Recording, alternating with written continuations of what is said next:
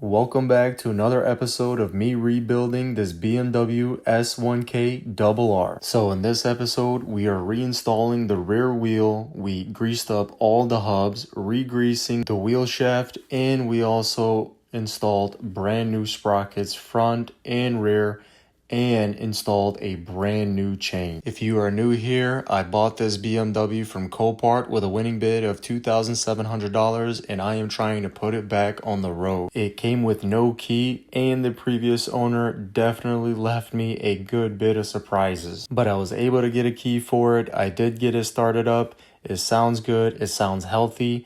And I'm pretty excited because this is my first motorcycle with this much amount of power. All my previous motorcycles were 2 cylinders.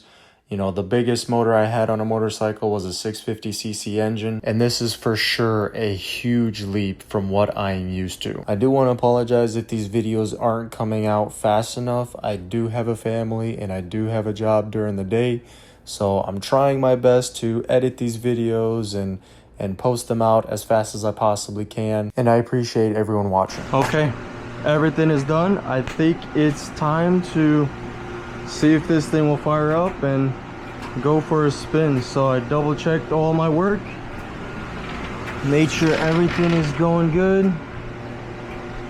We'll start her up, put her in gear, see if she spins. All right.